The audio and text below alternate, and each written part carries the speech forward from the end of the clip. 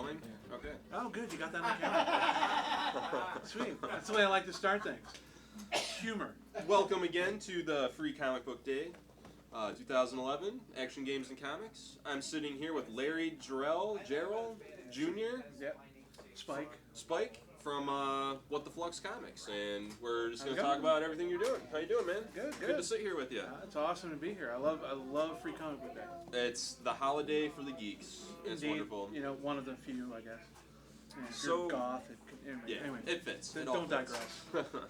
So, tell me a little bit about What the Flux Comics. It's kind of a new company, and well, yeah, definitely new. We got started in 2006.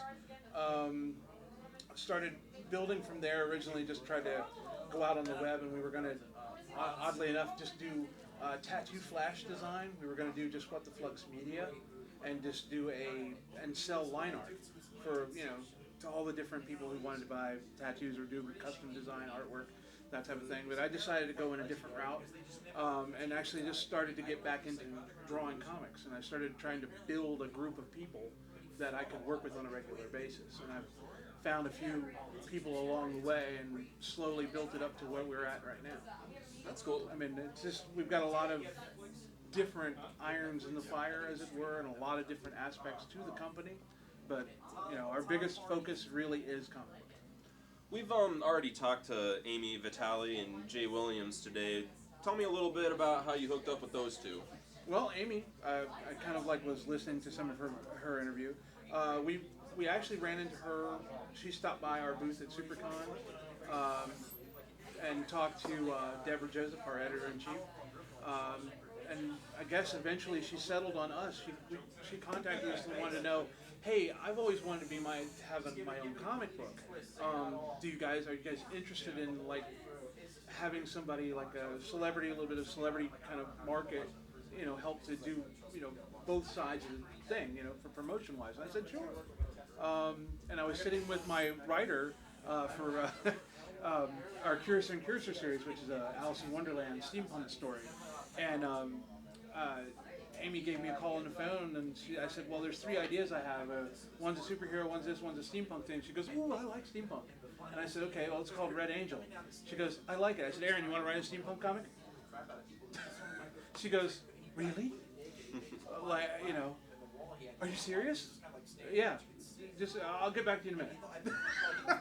So we just kind of finalized things over the phone and went from there, and we just started developing. I met Russ Leach via ICCW Network, which is a free artist collaborative network for writers and pencilers and inkers, and a lot of the people that we also know in What the Flux and outside of it are also members.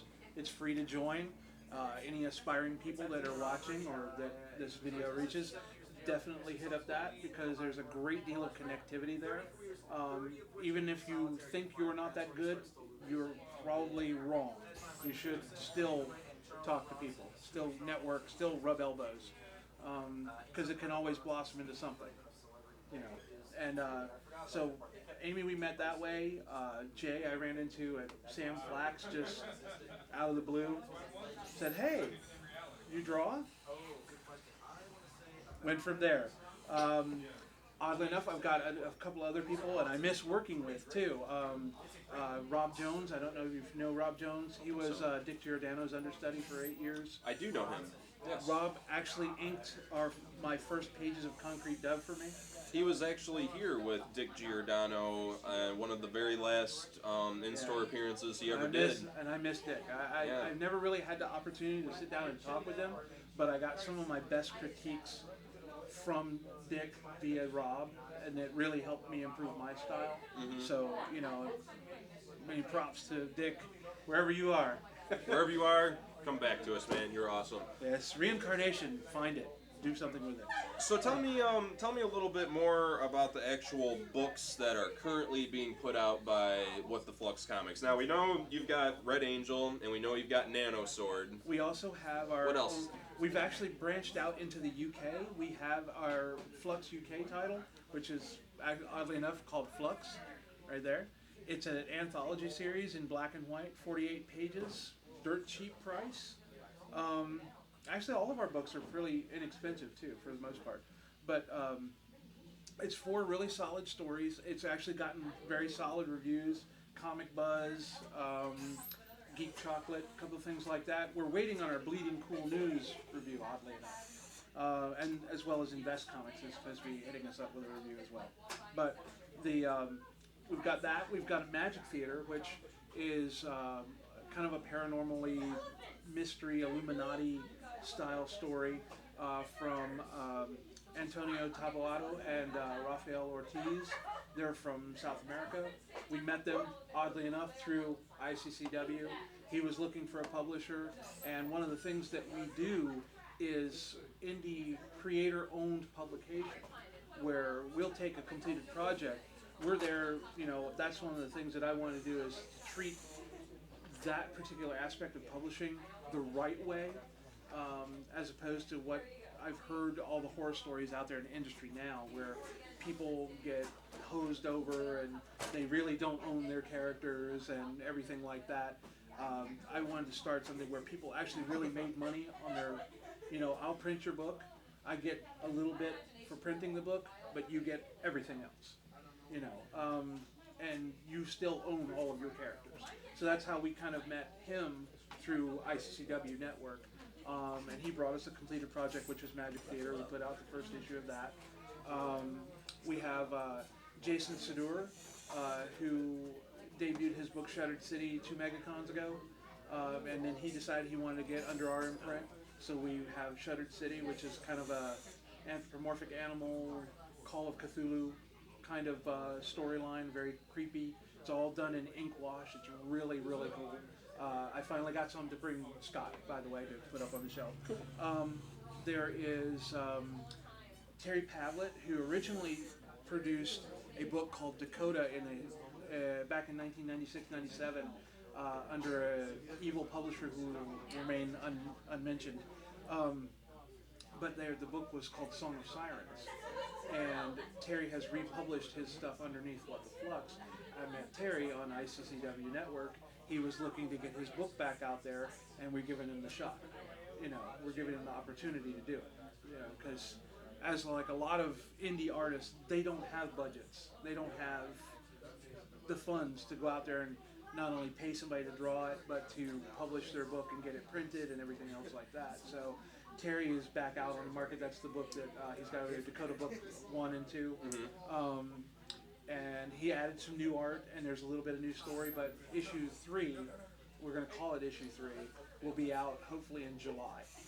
He's currently working on it with Deb, who's the writer for it. Deb Joseph, our editor-in-chief / writer. She also writes Concrete Dove. She also writes Dakota. Cool. There's Concrete Dove, which is a paranormal investigative comic. She's actually cursed by gargoyles, and not in the Disney-esque kind of way, but more in the creepy, holy crap, I didn't realize I had stone skin kind of way. Her uncle, Horatio, leaves her everything in his will. She gets pulled back from England back to here to take over his detective agency forcibly, as it were, because she has no idea how to be a private investigator. So she has to figure that out all on her own, and Deb writes that story. And there's a couple of other things that are going to be coming down the pike. And of course, shameless plug, Matt Jones has now been picked up as our writer for the series relaunch of Outlaws. It's going to be darker, Applause, grittier. People. Yes. Thank you. You're too kind. You're all too kind. Okay. Go ahead, Matt. All right. That's all you. We have that. We have Matt's going to be writing, and we're still deciding who's going to draw. We have a mage story. That's a little appreciation from my very supportive wife and her best friend. It's a little fun story that I created on my own, kind of just threw together. It's based on mages that date back all the way to Atlantis. It's just going to be, to me, it's just going to be fun to draw.